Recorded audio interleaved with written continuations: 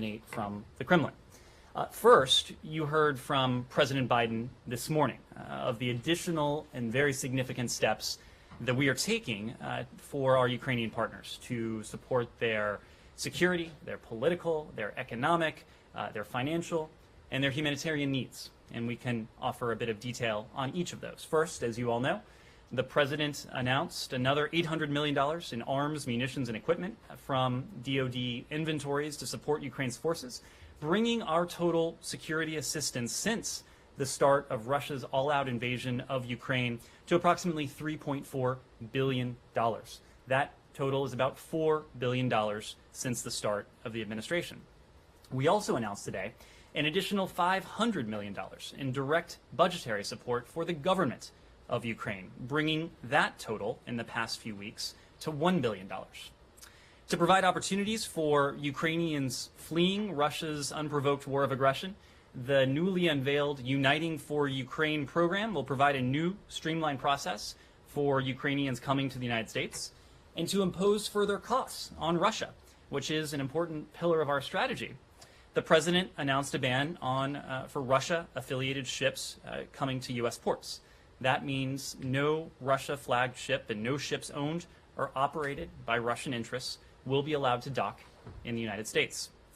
All of this, of course, follows yesterday's announcement of Department of the Treasury efforts to crack down on those attempting to evade our unprecedented sanctions, and the Department of State actions to impose visa restrictions on more than 655 Russian and Belarusian officials and proxy so-called authorities in response to reports of war crimes committed by Russian forces in Ukraine. So that's what we've said over the past several hours. Meanwhile, what have we heard from Moscow? We've heard the Kremlin literally brag of plans to starve, to seal off the brave Ukrainians who have sought to do nothing more but defend their country in the besieged city of Mariupol. And the Kremlin has even honored those, feted those responsible for what has to be one of the most horrifying and despicable acts and operations on European soil since the end of the Second World War, and that is the brutal assault on Mariupol's civilian population, the full toll of which remains obscured. Today, we also heard the Russians enact their latest sanctions. In addition to the Vice President, today's tranche included journalists and spokespeople for this administration, myself included. I have to say, it is nothing less than an accolade to have earned the ire of a government that lies to its own people, brutalizes its neighbors, and seeks to create a world where freedom and liberty are put on the run and, if they had their way, extinguished. Similarly, it is a great honor to share that enmity with other truth tellers, my colleagues John Kirby, Jen Psaki, as well as a number of journalists who have done incredible work sharing the jarring, bloody truth of Russia's actions in Ukraine. It is the clearest signal we could ask for that the Russian government sees truth as an enemy in this battle, literally pursuing those who are doing nothing more than trying to spread that truth. And they see that as an enemy in that battle that they are very clearly losing. So with that, happy to take your questions. Thanks, Ned. Welcome back. I trust your Panama experience was truly palindromic. And we missed you. You get that. I do. Good. And we Right. I missed you very won't much. explain it further. Yes. And I guess congratulations on your honor that you've so happily accepted from the Russian government. Just on the actions that were taken yesterday, and then I got two extremely brief non-Ukraine questions. On the visa bans that the Secretary imposed, do you have any idea how many of those people, and I know you're not naming them, and I know that in some cases you can't name, but how many actually had visas? So, in other words, how many were actually notified that an existing visa in their passport book has been revoked? Do you know how many that is?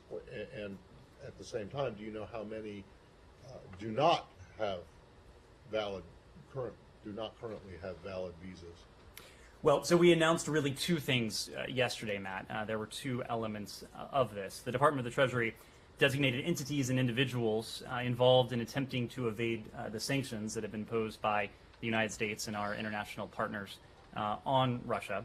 And then similarly, Secretary Blinken, and this is what you were referring to, announced steps to impose visa restrictions on a total, as I said before, of 655 Russians and Belarusian officials and so-called proxy authorities in response to war crimes committed by Russia's forces in Ukraine.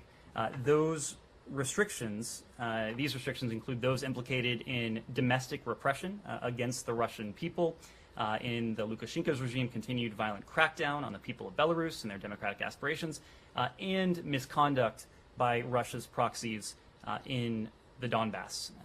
Treasury also designated entities, but you're asking about the visa restrictions. As you know, visa records are confidential. We, of course, do have a record of everyone who has been granted a U.S. visa, but for these 655 individuals, Russians and Belarusians, who were designated yesterday, they will not be getting a visa should they apply. I know, that's not my question. My question, and I don't, frankly, don't know if you have the answer to that, but how many of these 655 actually had current valid visas that have been revoked, and how many of them are not notified at all, but would be notified should they show up someplace to apply for one that, sorry, you're on the list? Well, they would be notified were they to apply for a U.S. visa, and of course that follows yesterday's action. But visa records are confidential, so we're just not in a position to provide numbers of this list of 655 of those who may have had visas already in their possession. But so then it's really impossible for anyone to know what the impact of this is, because not if they try to travel to the United States. They'll see that impact very clearly. But you don't know that they want to. I mean, yes, it's an avenue that has been cut off for them, but they don't necessarily know it. Have we spoken to each of these 655 individuals to determine their aspirations or not to travel to the United States? I don't suspect we've done that, but but people who do have current visas you have to notify them that it's being revoked and that it's no longer valid. And so I just want to know if you know the number of how many of these 655 actually had visas. We know which of them had active visas in their possession. I'm just not in a position to offer you a number. Is it more than one? I mean, is it more than a handful, or is it zero? Matt, I'm not in a position to offer you a number. As we've said, visa records are confidential. On the two other ones, and it's going to be very brief. I'm just wondering if you can tell us anything about the migration talks with the Cubans today, and then secondly, if there's any update on this delegation visiting the Solomon Islands. Sure. So first on the migration talks that we've announced with the Cubans, these provide an opportunity for discussion of migration issues between Cuba and the United States. They represent a continuation of our nearly 30-year engagement with Cuba on migration matters as neighboring countries, as neighboring states.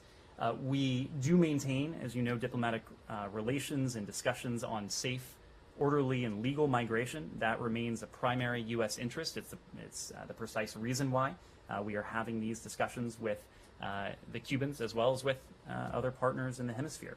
And based on U.S. interests and our support for family reunification for the Cuban people, we did resume these migration talks between the United States and Cuba. They started this morning. They are occurring over the course of the day today. We have seen, and this I think underscores the imperative of undertaking these talks, we've seen a significant increase in irregular migration on the part of Cuban migrants coming to the United States. That includes both via overland routes and maritime routes. These talks have been long-standing. They've evolved since they were first taken on in 1984. They've since become a biannual occurrence following the signing of an accord in 1994 and 1995. The talks, of course, have been paused in recent years. They had not occurred since 2018, but they had occurred consistently across administrations since 1995. They do provide an opportunity for important discussions on mutual compliance with migration accords and the commitment of the United States and Cuba to safe, legal, and orderly migration. And that's the interest of ours, is ensuring safe, legal, orderly migration between Cuba and the United States is consistent with our interest in fostering family reunification and the promotion of greater respect for freedom and human rights in Cuba. Topics for the talks have included well-established mechanisms to address irregular migration and compliance with U.S. immigration law, migration via both land and sea, migration trends, returns and repatriations of citizens, embassy functions, and other related issues. I understand that we'll have a little bit more to offer upon conclusion of the talks today. Is it safe to say that you would like to see a reduction in the significant increase in irregular migration that you've seen coming from the Cubans? Is that part of what's being discussed? It is safe to say that we would like to see a process that is safe, orderly, and legal, and not one that is dominated by irregular migrants seeking to make a dangerous either overland journey or maritime journey to the United States. All right, and then just Solomon Islands real quick. In terms of the Solomon Islands, the delegation is going to arrive to the Solomon Islands later today, Eastern Time. These are discussions that will take place over the day on April 22nd in the Solomon Islands. This visit, and it's being led by our Assistant Secretary Dan Crittenbrink and the White House's Indo-Pacific Coordinator Kurt Campbell, will follow up on Secretary Blinken's visit to the region earlier this year. It was during that visit where he announced plans to reopen an embassy in the Solomon Islands. And this visit is about demonstrating how partnership with the United States can deliver prosperity, peace, security, and highlighting the strength and strengthening bonds between America and the Solomon Islands. To your question, you didn't raise this explicitly, but it will be on the agenda. We are closely following the status of the security agreement between the Solomon Islands and the People's Republic of China. The signing of the agreement does not change our concerns and that of our regional partners and allies, and it does not change our commitment to a strong relationship with the region and to strengthening our ties with Solomon Islands and its Pacific Island neighbors. The Solomon Islands response to Secretary Blinken's announcement earlier this year of our plans to reopen an embassy on Honiara, it was overwhelmingly positive. And we have engaged and will continue to engage with senior officials in the Solomon Islands government as we work towards formally establishing that embassy. We've had a series of very positive, forward-looking interactions, and the delegation will discuss common interests and activities that, again, will be predicated on partnership and that will benefit both the American people and the people of the Solomon Islands. Christina. Is there any discussion about doing anything for the people who are in this facility being cut off in Mariupol, any kind of an airlift, a way to get them supplies, food, medicine, which I'm sure they're going to run out of shortly? Basically, is there anything anybody's trying to do for them? Well, this is something that we're watching very closely. It is clearly has been a focus of the Russian Federation to undertake this brutal assault on the people of Mariupol, both fighters and civilians. And we've seen President Putin and the Kremlin make pronouncements along the lines of those we've heard in recent hours to distract from what can only be considered the underperformance of Russia's military forces and its failure to achieve its original objectives in Ukraine. We understand that Ukraine's forces continue to hold their ground, and there is every reason to believe that President Putin and his defense ministers show for the media what we saw in recent hours is even yet more disinformation from their well-worn playbook. What we've seen from the people of Mariupol, including those who remain in this facility, is nothing short of bravery. It is nothing short of inspiring. And their ferocious stands in stark contrast to the plummeting morale that we've seen among Russia's forces. It stands in stark contrast to the tactics that we have seen Russia impose against those in Mariupol. What Russia has done to the city of Mariupol over the course of weeks now is heartbreaking. And some of the most chilling images that we've seen emanate from this war, some of the accounts that are likely to constitute war crimes, have emanated from Mariupol. And these tactics, these acts, they really underscore the utter indifference to human life that we've seen Russia's forces demonstrate in their conduct in Ukraine. When it comes to Mariupol, our position and that of our partners and allies has been clear. We have called for humanitarian access. In other words, allowing much needed humanitarian assistance to get in and for those in the besieged city to come out. Now, of course, we've heard from the Kremlin in recent hours that the plan is to attempt to starve out, to seal off that facility. We know that partners around the world are using the leverage they have with the Russian Federation. We're discussing this with our Ukrainian partners. We want to see those who seek to leave the city be afforded the opportunity to leave. And this is something that we will continue to call for, and this is something that we'll continue to be focused on. And if Russia doesn't allow that, as they seem not to intend to, is there a plan B to get some sort of supplies or food or anything to these people who are stuck? There are many organizations and entities that are working on the ground. These are non-governmental organizations, humanitarian organizations that are doing everything they can and will continue to do everything they can to get humanitarian assistance in. Ultimately, there's been an impediment to doing that, and it has taken the form of the Kremlin and Vladimir Putin in his pronouncements. Every time we have seen a humanitarian corridor and the promise of a humanitarian corridor arise, it has been promptly put to an end by the actions of the Russian government. What we need to see is humanitarian access. There are organizations, including humanitarian organizations, that the international community is supporting on the ground in the region, prepared to help move in some of this aid, prepared to provide assistance to those fleeing this assault. And it's something that we'll remain very focused on site. On the people in the factory, now the Russians claim that there are some 2,000 people live there. They also claim or insinuate that they are not regular army, they are the Azov or Azov, whatever, brigade and so on. Do you have any information on the people that are fighting, remaining to fight? Who are they? Are they part of the regular army, or are they, as the Russians claim? I'm just not in a position to provide that sort of tactical battlefield update from here. We've seen reports that there are Ukrainian fighters holed up in this facility, but we've also seen reports that there are civilians in this facility. So again, the imperative needs to be humanitarian access for those who wish to leave the city of Mariupol, who wish to leave any besieged facilities in and around the city. And where you began with the $3.4 billion worth of arms, that's a lot of arms.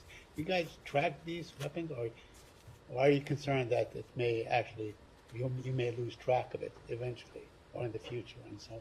How do you account for it? Well, these are weapons that are being delivered from the United States, in the case of this $3.4 billion that is being sent over into Ukraine. Of course, our goal is for this security assistance to be put to extraordinary use and effect by our Ukrainian partners, and that's precisely what they've done.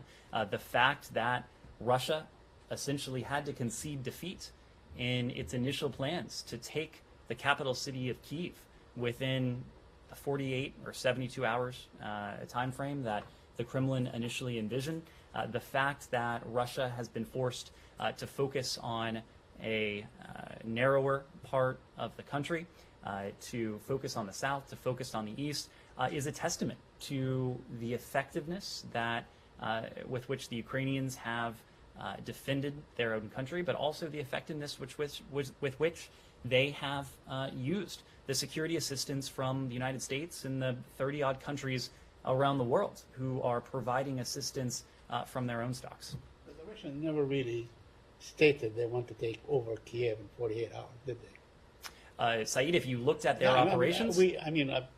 More than likely that was the intent, but they never stated that this is the goal, we want to go and occupy it in 48 hours. If you looked at their operations in the earliest hours of the campaign, that certainly appeared to be the intent. Chai. Thank you, Ned. I have a couple of questions on North Korea.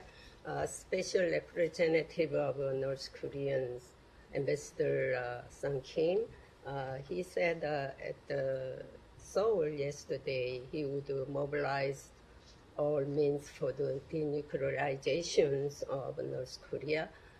Does all all means include the military actions?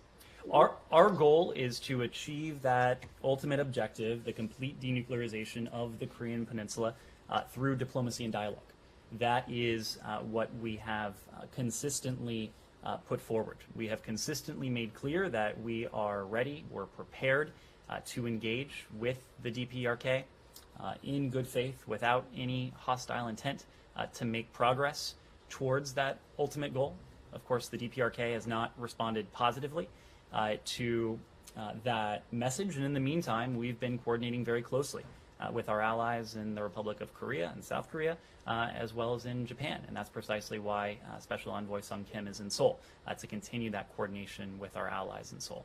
So will the UN Security Council include military sanctions in the additional sanctions against North Korea, or only economic sanctions as well, or you can add it to military sanctions to North Korea? Of course, we don't preview any sanctions before they are announced, but what we have made clear is that there will continue to be costs. We will continue to seek to hold the DPRK accountable for its provocations. We've done so using our own authorities. We've done so in concert with the United Nations, including at the Security Council. The fact is that the recent provocations, including the two ICBM launches, violated multiple UN Security Council resolutions. These programs, North Korea's nuclear weapons and its ballistic missile program, these are a threat to international peace and security. It is the preservation of international peace and security that is the mission of the UN Security Council, and we'll continue to work with our allies and partners at the UN to impose additional costs as necessary. Simon? Yeah, can we go back to the resettlement program you mentioned at the beginning for Ukrainians? So that's a humanitarian parole program that will allow people to stay for up to 2 years, but it doesn't provide a path to citizenship, so separate from refugee resettlement programs. That's right.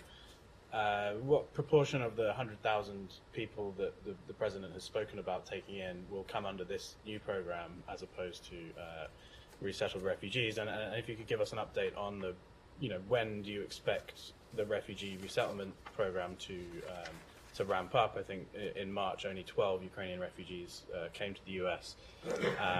And you've spoken about, the administration has spoken about working with the Europeans to identify people who could be resettled. So, when do you see that happening? When does the priority shift towards that? Well, we do expect most of those who will be coming to the United States will arrive in the United States under the auspices of the Uniting for Ukraine program. This is a program that will be online. It will be effective early next week. It's also a program to provide streamlined access to those seeking refuge in the United States, those who have a sponsor and those who meet the eligibility requirements for entry into the United States under humanitarian parole. But there were other elements that the president spoke to and that we've spoken to in terms of affording additional access to Ukrainians and to others fleeing the violence in Ukraine. First is our goal of broadening access to visa processing, and we have expanded flexibilities that have been authorized by USCIS, and because of that, our consular sections overseas now are in a position to accept immigrant visa petitions filed locally for immediate relatives of U.S. citizens when the U.S. citizen is present in the consular district. It used to be that a petition for an immigrant visa would then have to be sent back to the United States. The processing time would be extended, and the process would be quite a bit longer. Now our embassies are able to process those on site. Posts with large numbers of Ukrainian citizens in the country are also making available, to the extent possible, a meaningful number of non-immigrant visa appointments, and in order to ensure that there is an expedited visa appointment program allowing individuals with humanitarian, medical, or other extraordinary circumstances priority access to these appointments. When it comes to the U.S. refugee admissions program, as you know, most Ukrainians who have been resettled in the United States in recent years have been resettled under the auspices of the Lautenberg program. This allows members of certain religious minority groups from former Soviet Union countries to reunite with family members in the United States under the auspices of the U.S. refugee admissions program. We have, as you know, temporarily suspended resettlement operations in Kyiv, but we do continue to process Lautenberg applicants who are located throughout the region with support from our Resettlement Support Center, a sub-office we have in Chisinau, Moldova. And we're exploring opportunities to increase access to case processing by expanding U.S. resettlement operations in Europe. Now, with both immigrant visa and non-immigrant visa processing and U.S. refugee admissions program processing, these can be lengthy processes. And so that is why we see the Uniting for Ukraine program, the sponsorship program, as a streamlined process by which we expect most of those of the 100,000 will be able to enter the United States. But you're saying to Ukrainians that this is the program to come on. There's not going to be like a full resettlement program as has been offered in other conflicts. Well, again, our goal is to see to it that this conflict is put to an end as quickly as possible, and that Ukrainians and others who have been forced to flee Ukraine are able to return to a secure, stable, peaceful, democratic Ukraine just as soon as possible. We also know that many Ukrainians have left behind brothers, sons, fathers, individuals who are there defending their country. And so for many Ukrainians, they are looking for a temporary safe haven. In the United States, for some individuals may be appropriate. We also know that other countries in Europe, including many of our NATO allies, have generously opened their doors, opened their borders to now more than 5 million Ukrainian refugees who have been forced to flee their country. So again, our goal is to see to it that Ukrainians are able to return to a peaceful Ukraine as soon as that can possibly be achieved. Ned, the American citizen sponsor has to be present in the consular district where the these are two separate programs. Be. These are two separate programs. So for visa processing, if the American citizen sponsor is present in that consular district overseas, that's what we're talking about. The American citizen sponsor for the Uniting for Ukraine program, typically that person will be here in the United States. Okay, but when you say present, does that mean that they can be just visiting? They can fly over to do it, or do they have to actually live there? We'll see if there are any sort of residency requirements that are associated with it. Sean. Can I just follow up on Cuba? Sure.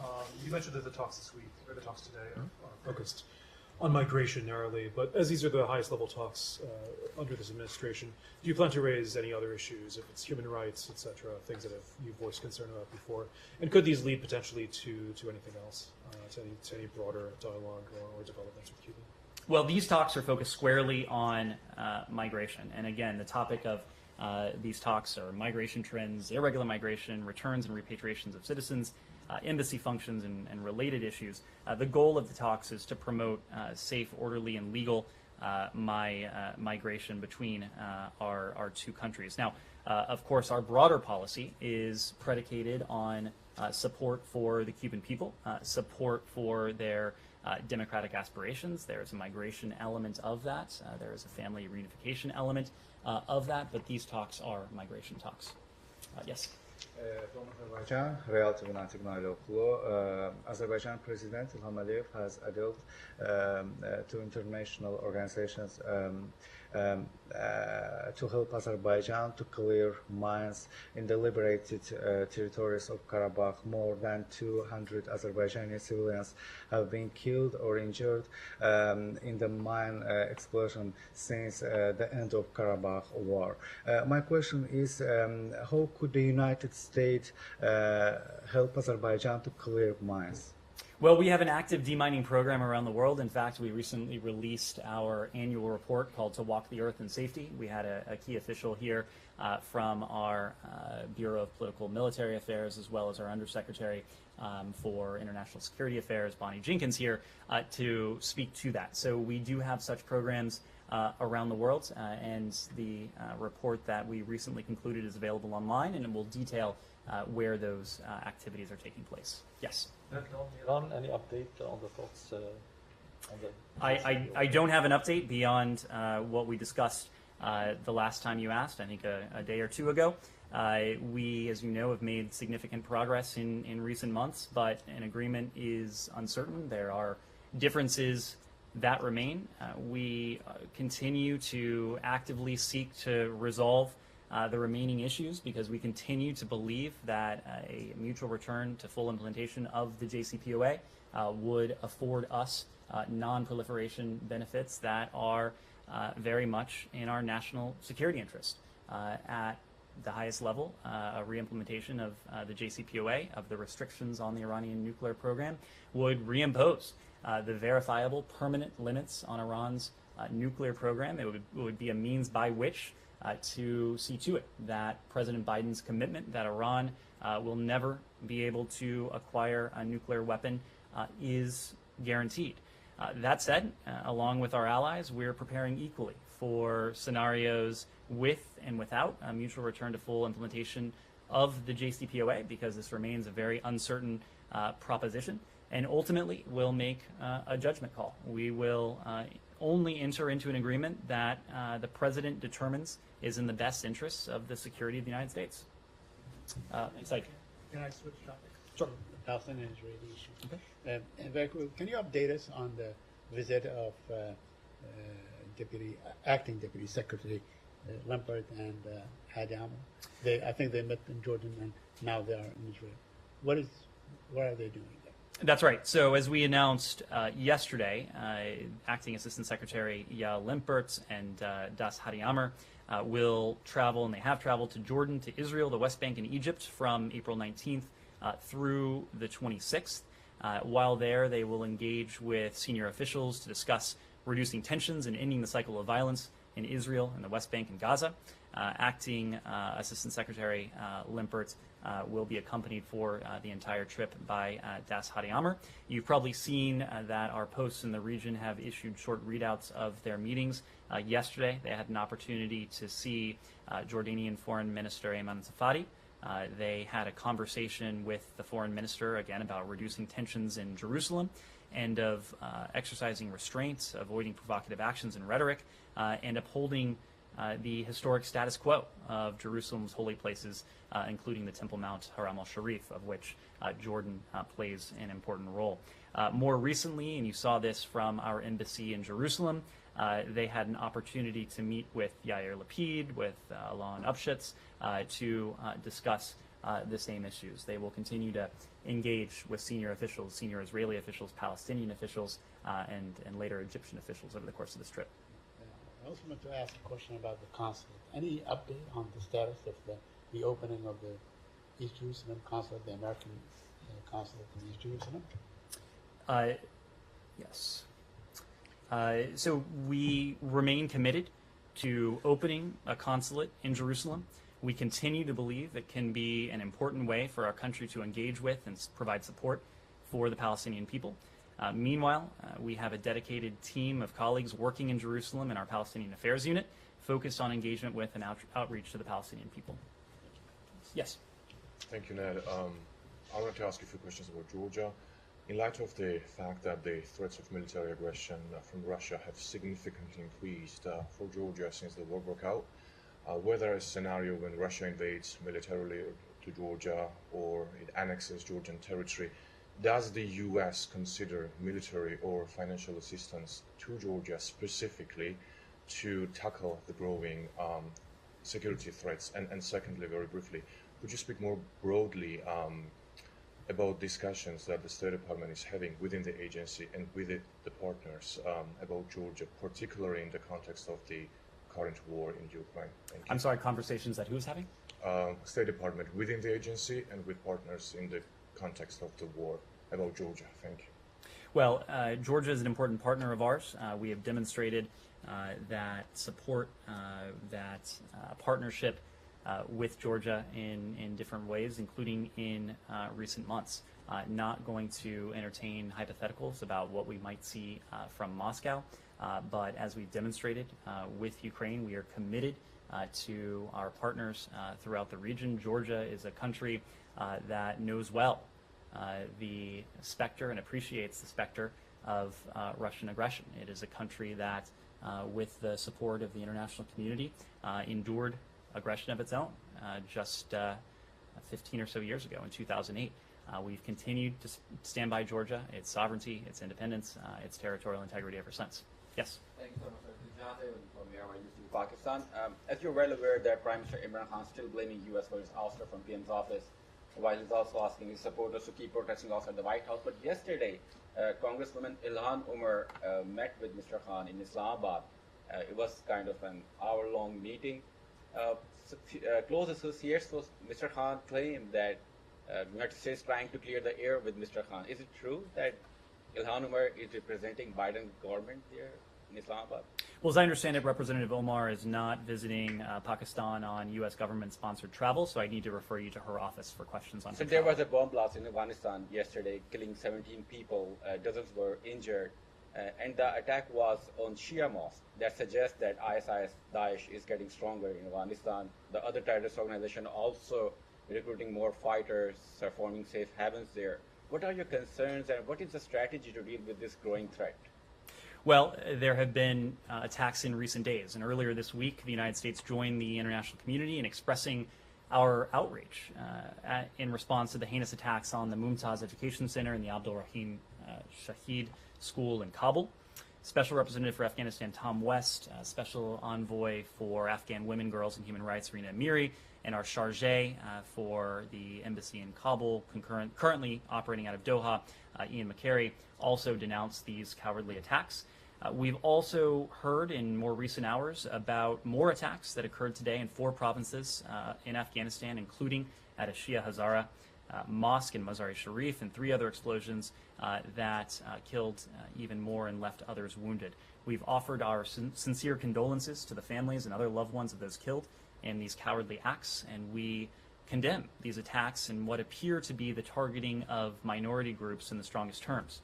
We are committed to supporting the ability of all Afghans, including Afghans' minority populations, including its religious minorities, to practice their religion freely without fear of violence against them. And we're extremely concerned about the recent rise of violence in Afghanistan and call for an end to these cowardly attacks and for the perpetrators to be brought to justice.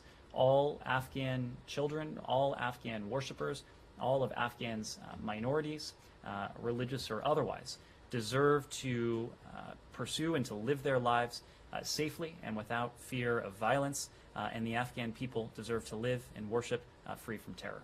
There are no foreign troops there. What is the strategy to deal with the situation? I mean, I don't know if you can send American troops there once again, but what is the strategy? So that is not a tool that is in our toolkit when it comes to addressing this, but our strategy for Afghanistan principally entails supporting the humanitarian needs of the Afghan people. And we have made tremendous commitments to the people of Afghanistan in recent months. We've continued to be the world's humanitarian leader in our support for the people of Afghanistan. In every engagement we have with the Taliban, we address with the Taliban our core interests. And among those interests is to see to it that the rights of the Afghan people are respected. That includes by the Taliban, but doing everything that ruling authorities in Afghanistan can do to provide security for all of Afghanistan's people. That include its women, its girls, its religious minorities, and others who face persecution.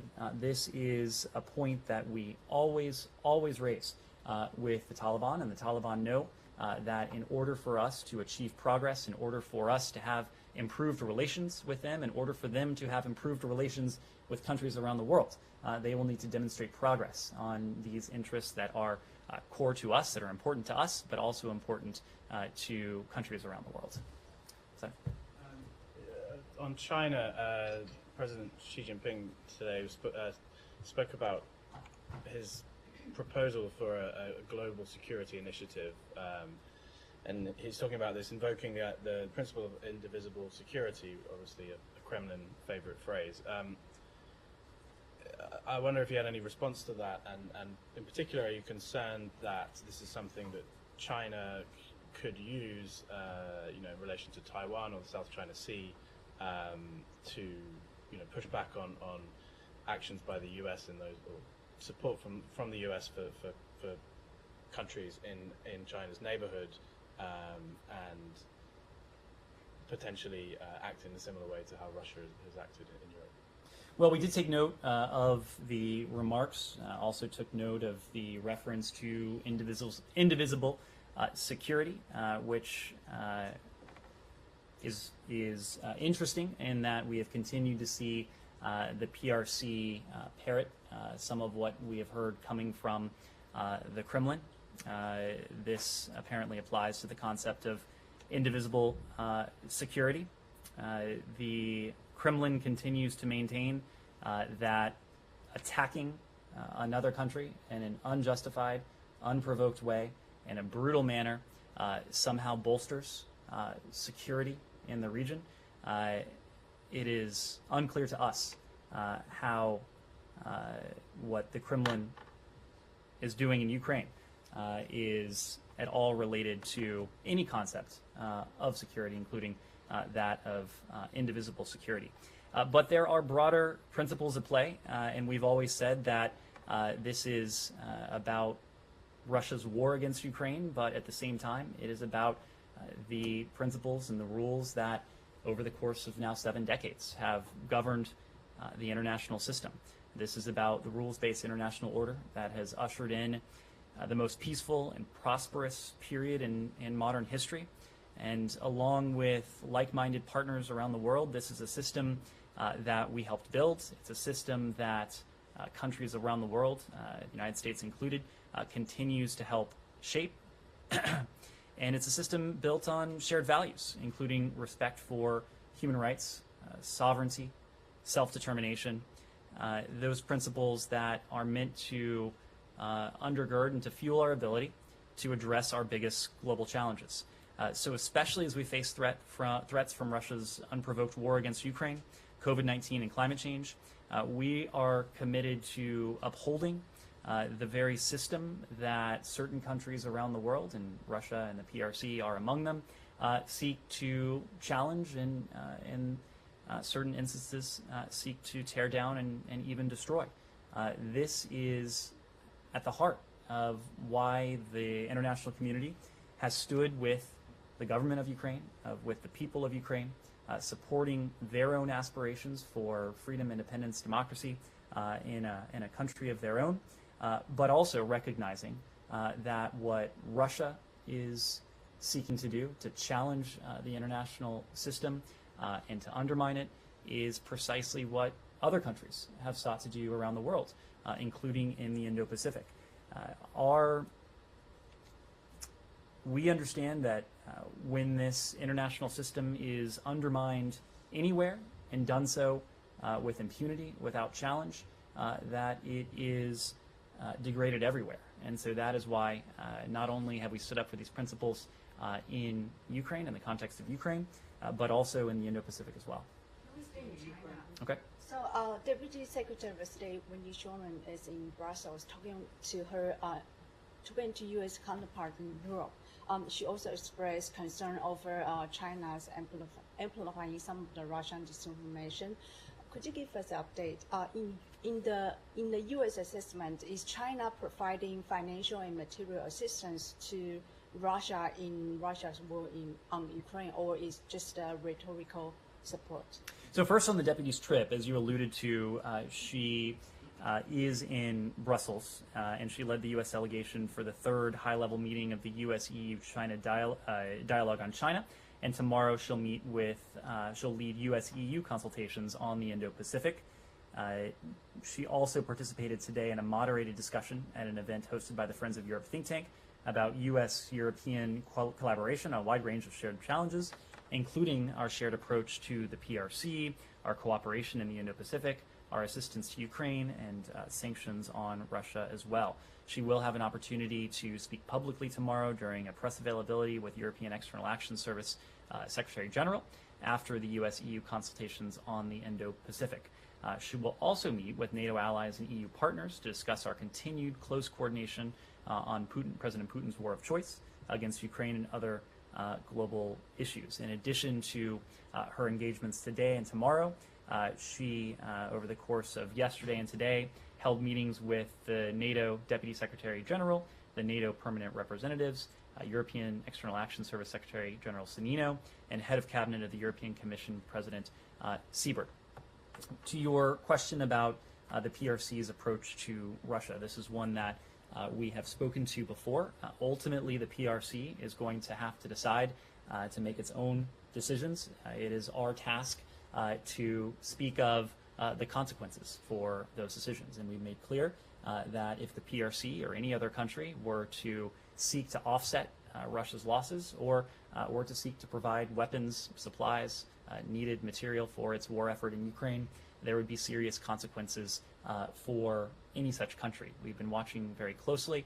We offered an assessment a couple weeks ago that we had not seen any such support on the part of the PRC.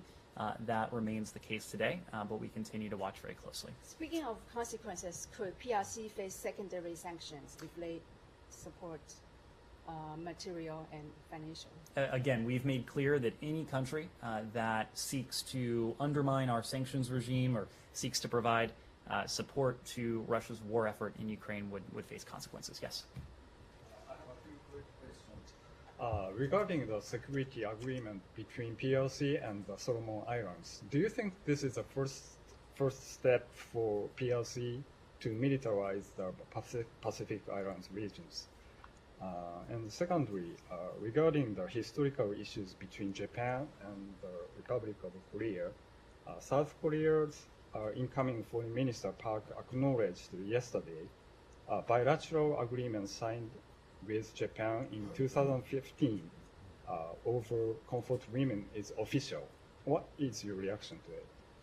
So on the Solomon Islands, as we said before, we are concerned that the agreement, which was concluded in a non-transparent process, follows a pattern we've seen before. It's a pattern of the PRC offering shadowy, vague deals with little regional consultation in fishing, resource management, development assistance, and now security and security practices. The Prime Minister of the Solomon Islands has said he would like to release more details, but if and only if the PRC agrees.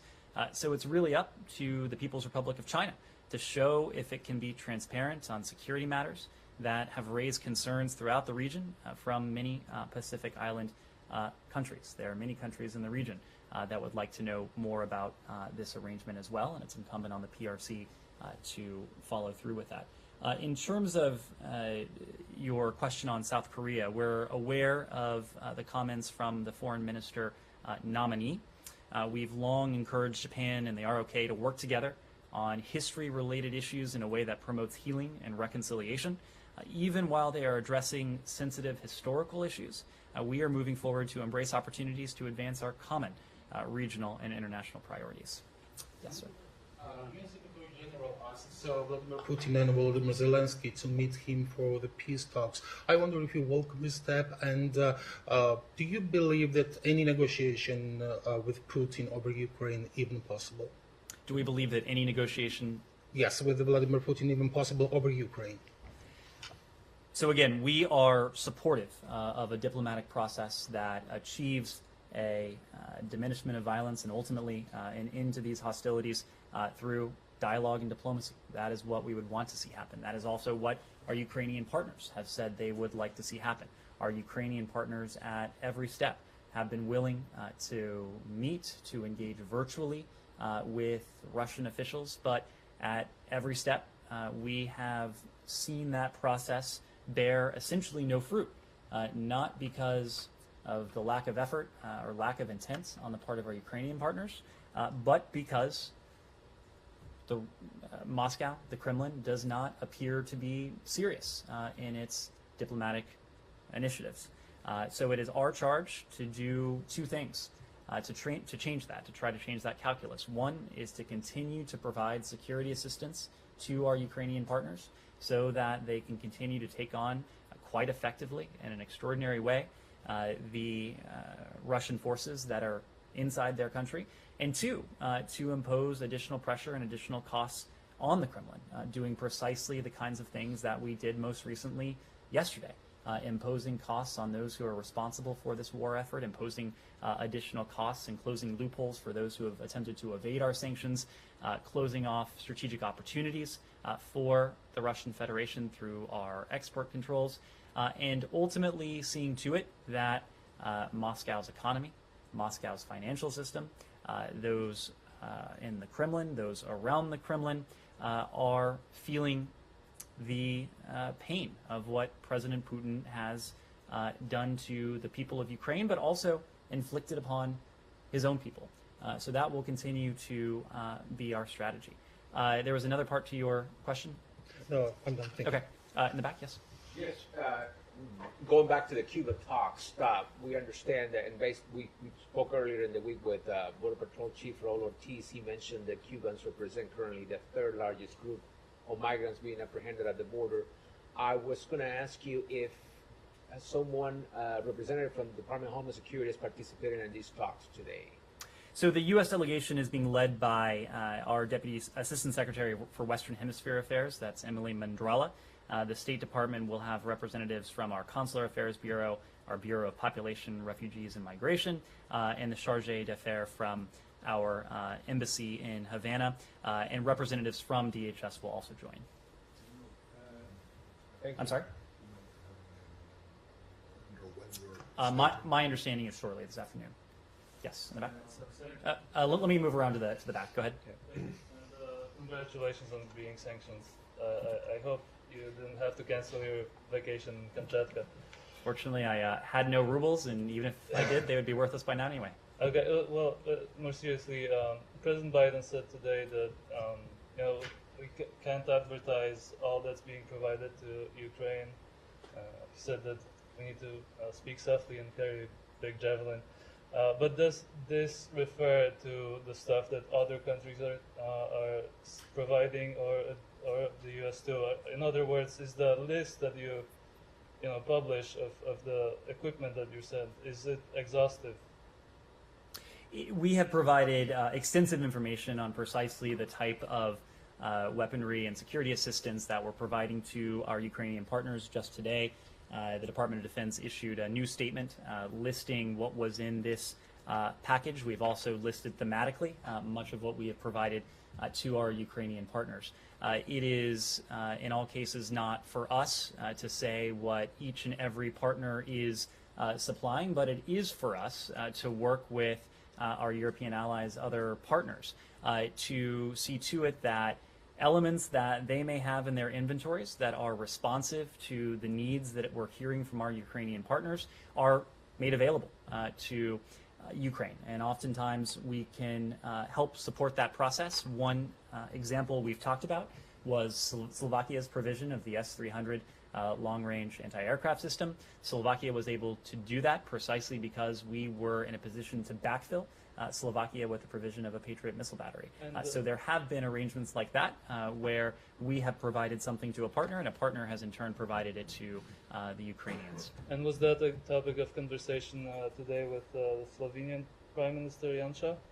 Because there were reports that they were ready to send tanks to Ukraine. Our support for the people of Ukraine was absolutely a topic of discussion. Sure. I know I think last Monday, you suggested in this podium that if Iran wanted to have the Revolutionary Guard lifted off the terror list, there had to be some kind of reciprocity. I did not use those words. Okay, maybe I misunderstood what you said. But if it's tit for tat or something like this, you require them to do something in return, what would it be? Do you have anything in mind that the Iranian must do to sort of have in return the designation, the terror designation of the Revolutionary Guard lifted? We're not going to negotiate in public. What we will say is that the Iranians know that there is an opportunity to reach a mutual return to compliance with the JCPOA in a quick manner if they are willing to do so.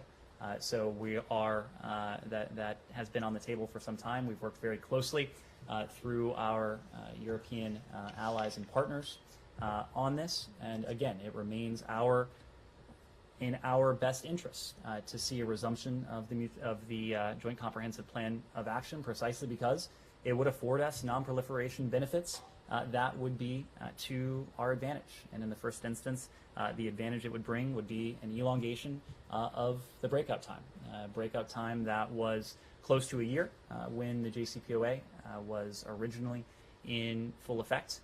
It is a breakout time, that is to say the time it would take Iran to amass enough fissile material to produce a nuclear weapon if it chose to do so. That time has shrunk considerably, especially since 2018, after the last administration abandoned the Iran deal and Iran itself walked away from some of the nuclear constraints it was previously under. Our goal is to see those nuclear constraints reimposed on Iran, to see Iran once again permanently, verifiably prevented from obtaining a nuclear weapon. So you said we have demining programs, for example. What is needed for the United States? Sorry, what program? Demining. Demining. Yeah, demining program, sorry. For example, what is needed for the United States to start demining in Azerbaijan, Karabakh? We can get you more information on this, but again, I would refer you to the report we recently put out regarding our activities. I'm curious if you know, or if you can find out, how much, if any, of the non-security, in other words, the financial and humanitarian economic support aid to Ukraine, has been kind of earmarked for the treatment or the transport of wounded Ukrainians out of Ukraine into other countries for medical treatment, if any, if you know, and even if you don't know, is there a concern that there are people, Ukrainians who've been wounded, civilians and soldiers who've been wounded and may die because they can't get the proper medical treatment in Ukraine? We'll see if there's anything we can provide you on a specific earmarking like that. But the other point I would make is that we've also provided, as of today, $1 billion in direct budgetary assistance. And so we've provided the Ukrainian government with resources it can use as it best sees fit. But if there's anything we can add on a specific earmark. That would presumably be for care that they would provide inside Ukraine. And there may be instances in which people are not able to be adequately treated inside. We'll see if there's anything we can add there. Thank you. Thank you. One last in the back. Just a couple of follow-ups on Iran. You mentioned the breakout time. Do you have an estimate of what that's down to? And then there was a report in Israeli media that a senior Israeli official said the U.S. had notified European counterparts that the administration doesn't plan on delisting the IRGC. Is there any truth to that? I don't have any comments on that second question beyond the fact that, again, we're not going to negotiate in public, but we're coordinating closely with our European allies on this, as well as with the broader P5+1. On your first question on the breakout time, what I can say is that when the JCPOA was in full effect, the breakout time was measured at about 12 months. It was always measured in months. Now the more appropriate and accurate measurement is weeks, but I'm just not able to give additional detail. Thank you all very much.